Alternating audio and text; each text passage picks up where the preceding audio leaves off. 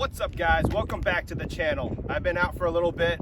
We just had our first child a few weeks ago, so I haven't really been out, haven't really been playing much, but I wanted to make a special video today, really because on this journey I have been playing disc golf. I've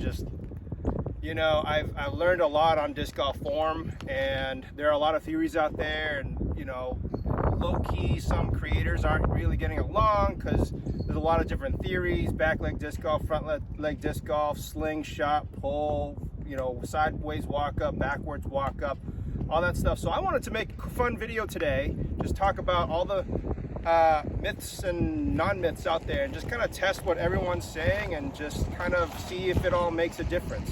So let's do that. I have two octanes here. They're plasma octanes. They're exactly 174 grams each. Same run. They're the same parting line height, everything like that. These two are very interchangeable. So we're gonna try a bunch of different things and see how this turns out. Cool, let's do this. So first off, let's do sideways walk up versus backwards walk up. Okay, first test is a backwards run up versus a sideways run up.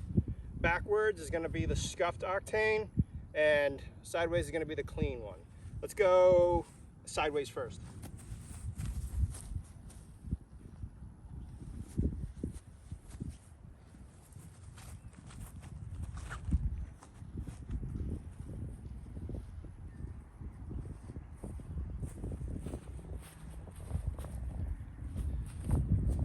Now backwards.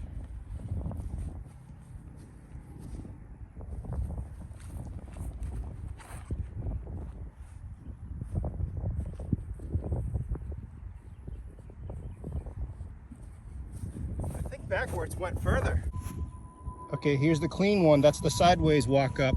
That's my car right there where I threw from. And the backwards run up is about 35 to 40 feet longer. Here's the scuff right there. Okay, that was surprising. I wasn't expecting that. I'm not a noodle arm, but I really haven't played in a while, but still, I pulled both as hard as I could. I have no agenda in this game. I just want to find out. Okay. Next is the lawnmower pull versus a slingshot or even box drill. I'll do the box drill since I'm more familiar with that. Slingshot disc golf's out and out thing. It's never jived well with me, no offense, Spin, but we'll try both. We'll try both. Scuffed one is gonna be the lawnmower pull. Clean one is gonna be the box drill.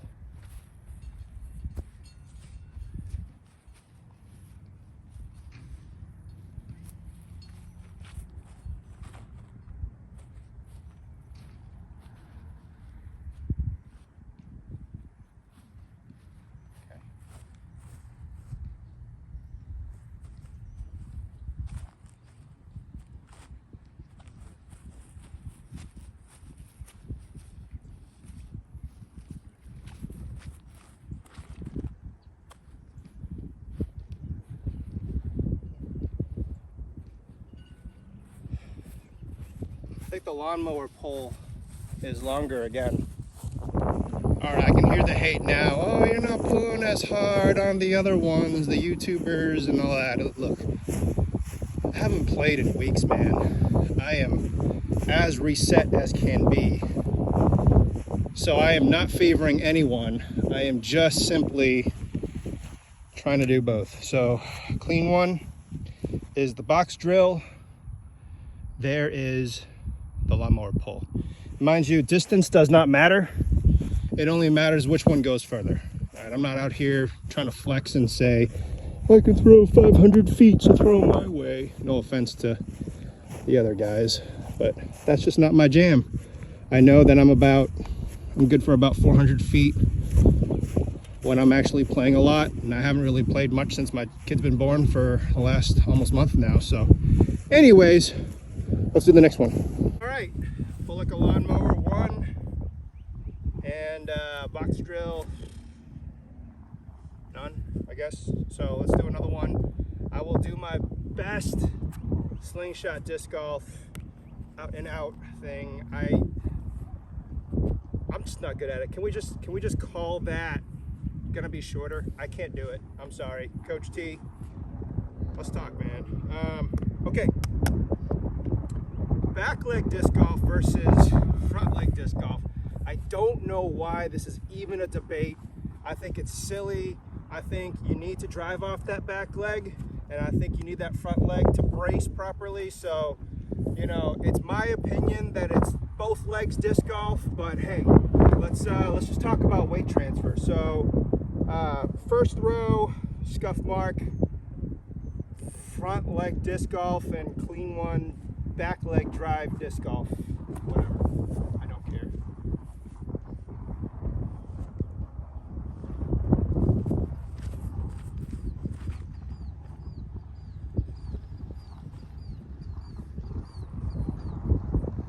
That was a low worm burner. All right, back leg drive disc golf.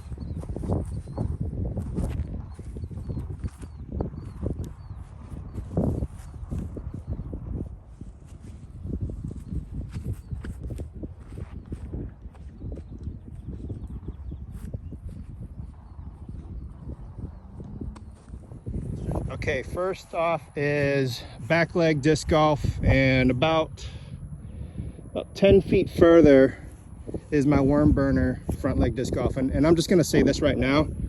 I know I said I'd come here without any biases, but I felt it just throwing these two and really emphasizing the front foot weight transfer and the back foot weight transfer. And I think it's a silly argument. I think you need both legs doing what they're supposed to do. So yeah, front leg went further, but it's a worm burner for a reason. It's because I waited until all my weight was shifted on the front leg to pull through. And back leg disc golf, you know, hey, Coach T, if you're mad at me because I'm not doing this properly, I'm sorry. I'm not your student, and maybe I will be someday. I'm sorry I'm misrepresenting your thing. You have a lot of success. I'm sure your students have a lot of success as well. I'm not hating. I'm just saying that there are many different ways to throw a disc. As long as you do the right things in the right order, there are many ways of getting there. Let's keep going, and let's just do pushing the disc away versus leaving the disc behind, and see which one goes further. Pushing the disc away, let's keep that scuffed, and the clean one is leaving the disc behind.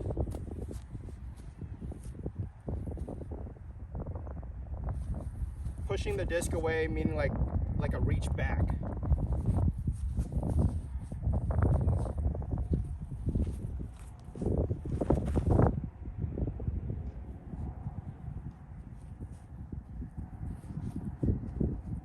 Okay.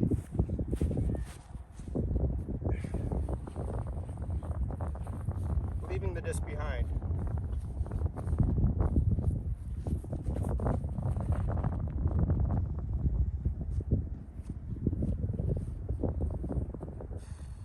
Okay, here's the clean one. That is the leave the disc behind.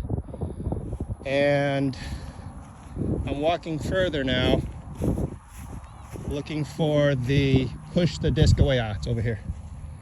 So it's further from whence I threw.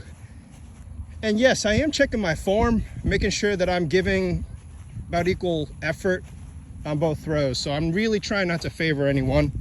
Here's the scuffed one. So I'm really trying to keep this as impartial as possible. Let's talk about different types of run-ups. So we have the typical X step, and we have a brinster hop. So let's test those two. So an X step is you step, cross behind, step. It could also be step, hop, behind it, step. Whereas a brinster is where your feet don't cross. Let's get that going. Brinster hop will be the clean one.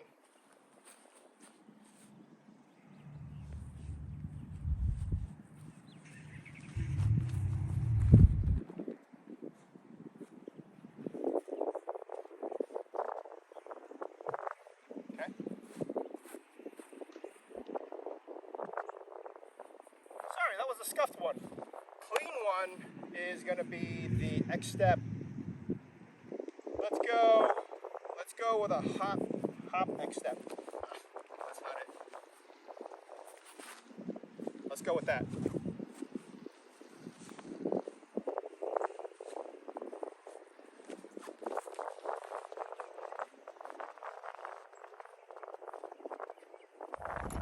So here's the X step hop, and there is the non-crossing hop. I wonder if, I'm gonna do these throws again. I wonder if my first throws are just going longer than my second throws. So let's test that out and see.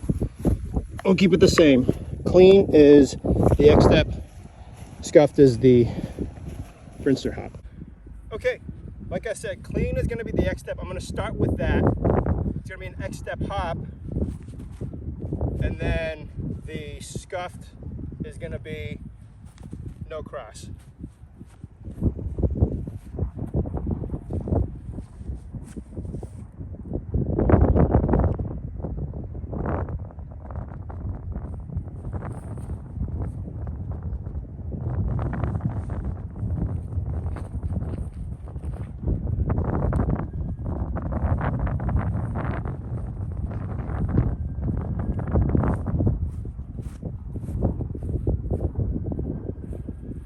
Okay, and this is gonna be the no hop.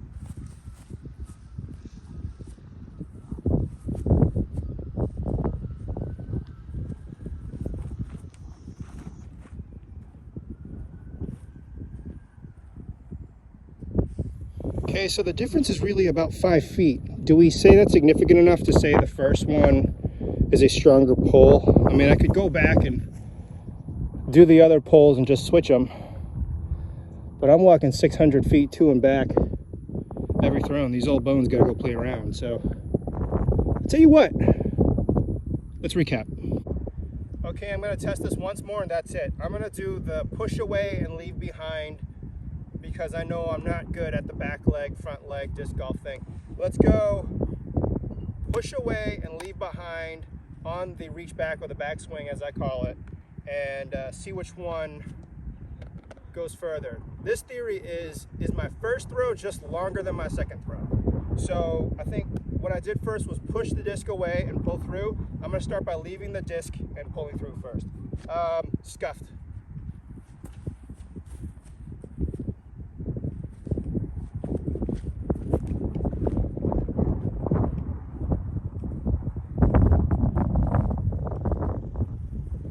That's a further pull than the first time. Okay, now I'm pushing the disc away.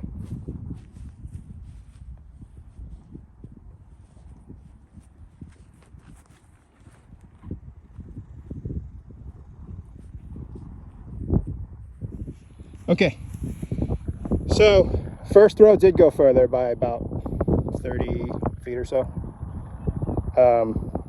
This actually is a good thing for my hypothesis. Okay, so what did we learn today?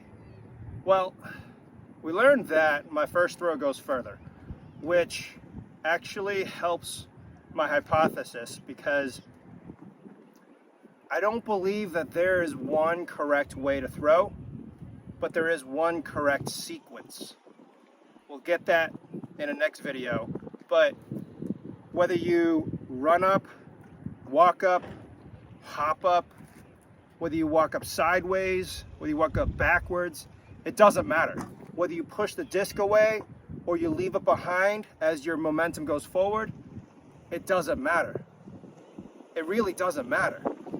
And so I respect all the YouTubers, I respect the form gurus. They've taught a lot. They've created programs that help a lot of people. I'm not hating on anyone. I'm not trying to start a fight with anyone. I'm just saying that there is a correct sequence to a disc golf throw, but there are many different ways to get there, and it varies person by person. As much as I would love to have a Simon Lizotte form, Simon's been playing, I think, since he was 9 in his video. I don't know. I started at 33. There's no way that I can have my body in the correct angle my shoulder in the right place in this particular frame, in this stage of the throw to match Simon Lizotte. That's impossible. My body is the way it is. I spent 20 years in the gym.